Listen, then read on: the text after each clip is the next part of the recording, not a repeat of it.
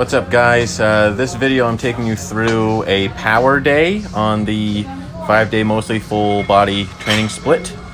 So this is programmed every Thursday, and it goes Monday strength, Tuesday hypertrophy and muscular endurance, Wednesday off, Thursday is power.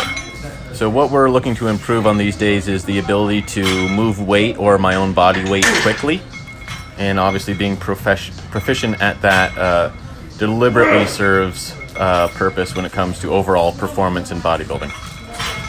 So this is the final set of the opening exercise, which is barbell clean and press. We got up to 130 pounds here. 3 sets of 5 to 8. You can see here I was going for a third set of 8, but stalled out at 7. The second movement is barbell jump squats.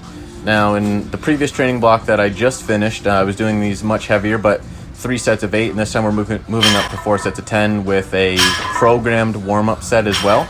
This here is the top working set. It's 185 pounds. Beltless, trying to get an explosive bottom half of the movement to just power myself up, to give myself no option but for my feet to leave the ground. And again, another explosive plyometric type movement aimed at helping me in the future move heavier weight with more force. Third movement is another lower body movement. This time what we're doing is long stride walking lunges. So the goal here is you want to do the entire length of the gym without any sort of deliberate pause. So it's 3 sets with very little rest time. Obviously your non-working leg gets rest on every single rep, but that's it for lower body. We go on to chest. Here is plyometric push-ups. So 1 set of 10 just with normal push-ups just for a warm-up, and then we're doing 3 sets of 8 here. And it's just exploding of the bottom half of the range of motion to give myself no option but for my hands to leave the ground. So it's not like I'm trying to push my body up as high as I can. Obviously, I can perform clap push-ups. But what I'm trying to do here is just generate the most speed out of the bottom maximal point of the range of motion. Moving on to the next movement, which is flat one-arm dumbbell presses. So up to a 90-pound dumbbell here. Again, 3 working sets of 5 to 8 is programmed the entire 10 weeks. My belief is that using too many machines and bilateral weighted movements will eventually, even for the most symmetrical lifter, it will develop imbalances over a great period of time. So it doesn't matter if it's if it's a hip, if it's a shoulder, an arm, a leg. Having one side stronger than the other obviously is going to lead to physique imbalances and also greater strength imbalances over time, but also a way greater possibility of injury. So especially on a power day, I wanted to program something that is unilateral, and this is what I chose to, just because I do have a little bit of a disparity in strength when it comes from my right shoulder to my left shoulder. So what better movement than that, as far as you can get for a heavy load-bearing movement that makes sense within the program. I'm obviously not going to program a second shoulder power movement, or where the movement is primarily deltoid based, like the barbell clean and press. Rather just put something else in for chest, which is a more major muscle group on a physique. From there, it's barbell rows. So 1 warm-up set of 12, and then we're doing 3 sets of 5, got up to 230 here. I tend to do a little bit more of what you would call a traditional barbell row, so I try to stay at most probably 105 degrees angle when it comes to the bent over barbell row. And on the eccentric portion, I'm pretty much 90 degrees. I'm pretty much parallel right with the floor. I drive my elbows back towards my hips. I have a much wider grip than most people. I have about my index fingers about 1 inch outside of my shoulders, and just a little bit more of a traditional barbell row. From here, it's 3-way planks. So we do this for 2 minutes. You go 10 seconds on your left side, 10 seconds on your right side, 10 seconds with a traditional plank, and you rotate through that 4 times. This is just something that Obviously, it's easier to get a little bit more time under tension this way if you're kind of alternating which sides and which aspect of the abdominals you're targeting primarily. But it's also something that's a little bit more of a transferable, synergistic movement for strength and power when it comes to abs.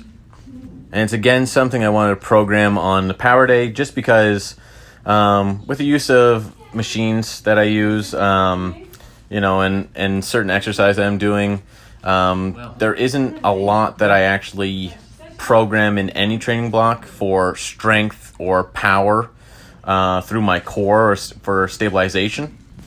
Now, you might say that on the strength day, like squatting 405 pounds or 395 pounds for legitimate working sets, that's enough stabilization, but to a degree. Like there will always be a weak point in a lifter, and for bodybuilders, when it comes to deadlift or it comes to squat or overhead press, any of those heavy load-bearing movements, a lot of times it's core strength.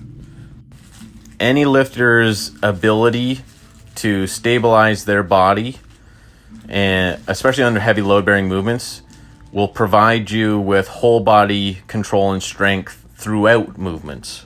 So building core strength and developing stabilization is really apparent whenever you do a lift that you need lower back strength, or you need the ability to stabilize your trunk, like such things as a squat or a deadlift or any of those types of movements, like a stiff leg deadlift even. Lord. So after those movements, again, it's just time for a little mostly high intensity interval training. I call it maybe moderate intensity interval training. So again, it's 8 rounds of 10-second runs, not sprints. And however long it takes to recover between those intervals is what I take. There's no set time really. Sometimes it's as quick as 10 seconds or 15 seconds, and other times it's 30 seconds or 45. It just depends on the cardiovascular output throughout the workout. Obviously, ending with planks, it's a little bit easier to recover going into cardio, where it's high intensity interval training or moderate intensity interval training, as I call it. But that was the power day in all of its glory. So tomorrow's workout, which is Friday's workout, is speed and agility, and I'll be making another video just to summarize what that day is all about. And then Saturday is the final day on the current training block. It is a general conditioning circuit. So really, I don't do any cardio other than what you've seen in these videos, which is a very small amount, either beginning or post-workout. And it's mostly interval training. And this Saturday's workout kind of serves as my cardio output for the week right now, which obviously makes me quite happy. But that's it for this video, guys.